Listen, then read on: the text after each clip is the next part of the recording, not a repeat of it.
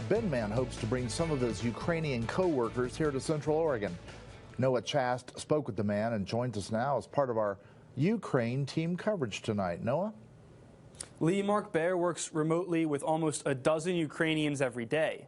Two of those co-workers were out of the country when the Russian invasion began. With no timeline of when they could return back to Ukraine, Mark hopes to bring them here and provide a small sense of security.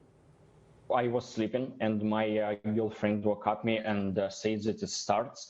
So my first thought that it's a kind of dream or something like that. Sergei Livkovitz left Ukraine in February for a vacation with his girlfriend. A few days later, Russia invaded his home, and they've been stuck in Cyprus since. Deep in my heart, I hope that it's a kind of dream. And in one nice time, I woke up and there is nothing for this and no war and etc.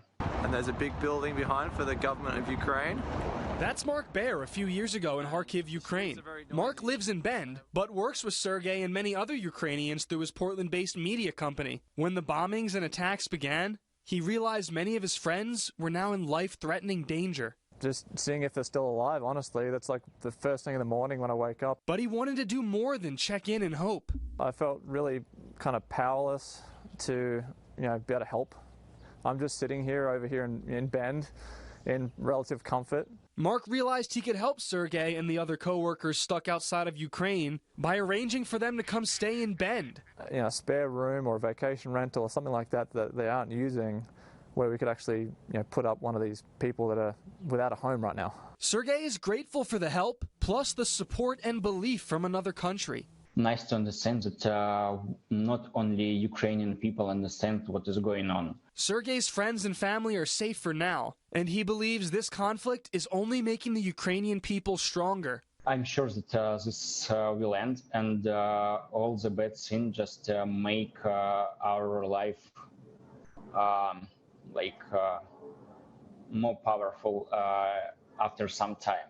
Mark admires the Ukrainian toughness. Considering the things that we complain about here sometimes, whether it's just not finding a parking spot or a long line to check out, the kinds of things that they're going through right now and the way that they don't complain about it and they just don't expect any help, it's incredible. He feels organizing this effort is the least he could do. Because I think a lot of other things don't really matter in life, and I think helping people is one of the only things we can do to really make a big difference in the world. And the fact that I have a means, or I live in a community that has the means to help someone and really make a huge difference in their life, I don't see any reason not to try.